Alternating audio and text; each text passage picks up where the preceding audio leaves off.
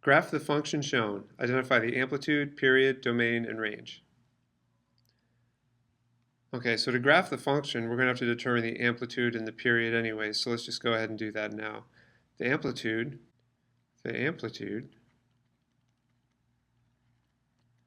is this number in front of the cosine, which is 1/2.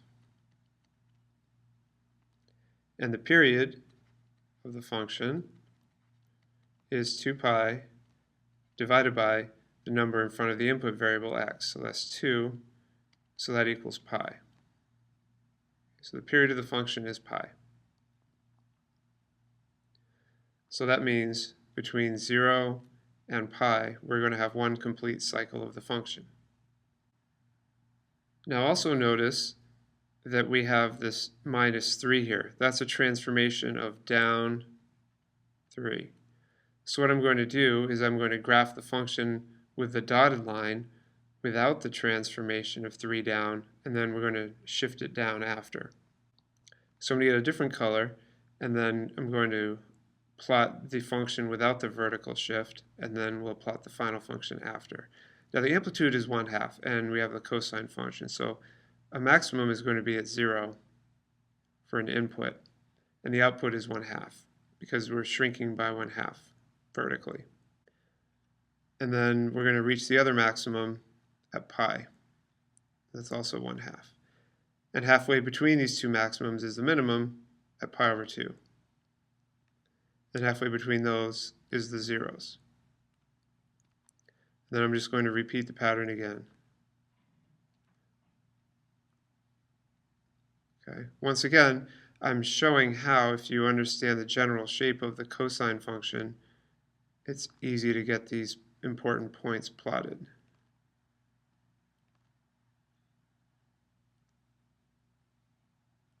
Because I know I have a maximum at 0, another maximum at pi, because that's when the period of the function is.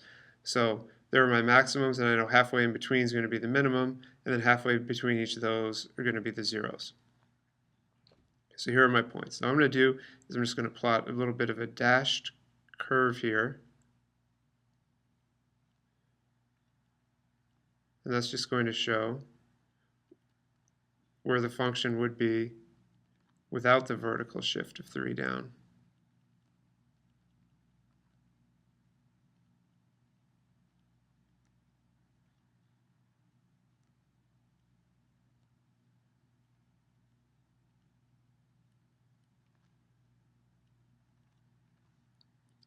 Okay, so now let's talk about the vertical shift. To shift vertically, you're going to change what's called the midline of the function. You're going to move it from the x-axis to 3 below the x-axis. So I'm going to draw my midline here using this green color.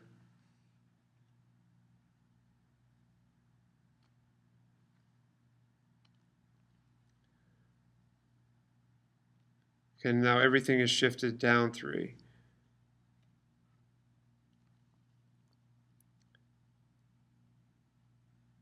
Remember, this is going to be one period of the function here between 0 and pi.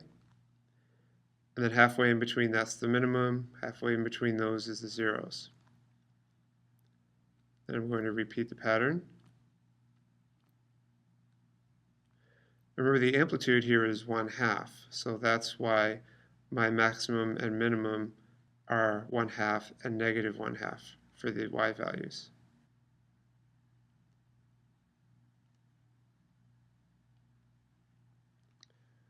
Okay, so this, the red dots down here are the important points for the final function after it has been translated 3 down.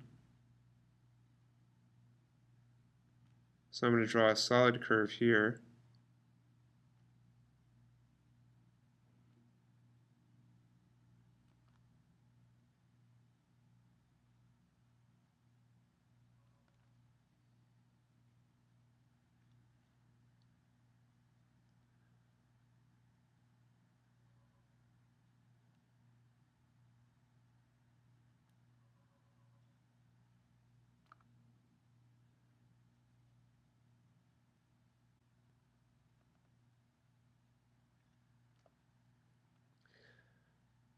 Okay, so this is the final graph of f of x equals 1/2 cosine of 2x minus 3, this red curve down here. Now let's talk domain and range. Domain is a set of all the input values, and this function continues forever in both directions, so I can just say that x is an element of the real numbers.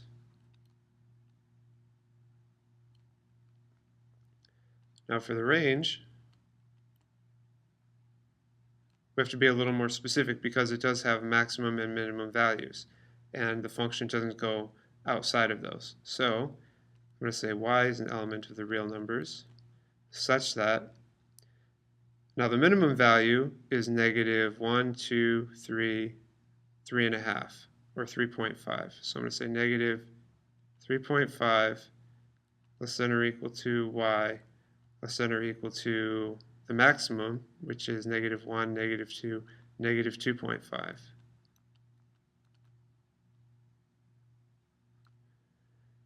And you could use fraction values here if you wanted to, but I decided to use decimals.